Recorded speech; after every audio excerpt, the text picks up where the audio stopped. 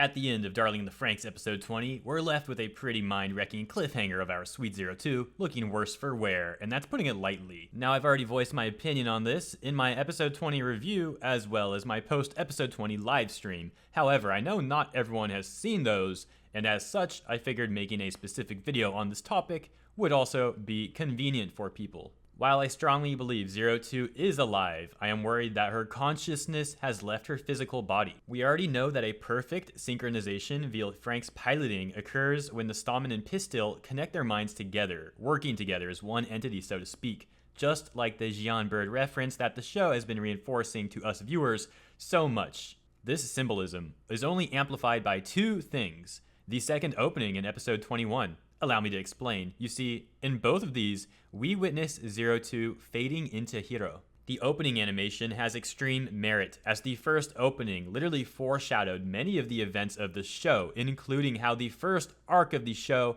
would close out with Hiro rescuing an enraged Zero Two from Strelizia's stampede mode. Based off the previous accuracy of the opening, we can assume the second opening also foreshadows the events of the show, and we clearly see this play out too. As I mentioned in episode 21, Zero Two fades into Hiro just as she did in the second opening. Now, this doesn't mean that Zero Two is entirely lost, as their consciousnesses may be connected in Strelizia Apath, but there's also a third party there, the Klaxosaur Princess. I believe, and this is just a theory of course, that in episode 22, we will get a very emotional scene between Zero Two and the Klaxosaur Princess.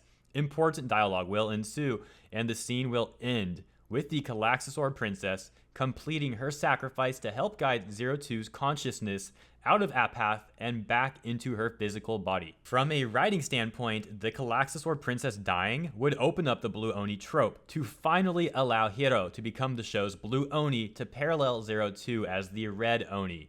This resolution to the cliffhanger would also complete the foreshadowing shown in the second opening animation as well, while preserving the integrity of Hiro and Zero Two's relationship and the importance of them both retaining physical bodies for the conclusion of the show. But what do I mean by that? Well, the show certainly has hinted at us that Hiro and Zero Two will travel the world, but it won't be as beautiful as they expect given the desertification and all the war going on. However, the world is theirs to make beautiful once again. And since Hiro and Zero Two are likely only compatible with each other, we will see them sow the seeds of the new Earth, so to speak.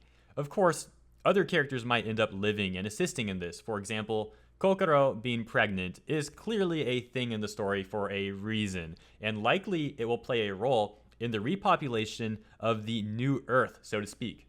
At the end of the day, though, this is just my take on how events will play out, possibly with a bit of wishful thinking on my end, because I do want to see Hiro and Zero Two achieve a happy ending, but we will see. Episode 21 releases on Saturday. I'll see you all then for my review, and definitely stay tuned for the post-episode 22 live stream. I will announce that in the coming days, just like I have been doing the last few weeks. So be sure you have notifications on if you are subscribed. And if you're not subscribed and you enjoyed this video, well, subscribe, come on. And if you'd like to assist in supporting my content even more, well, I have a Patreon link down below in the description with different reward tiers for you to select.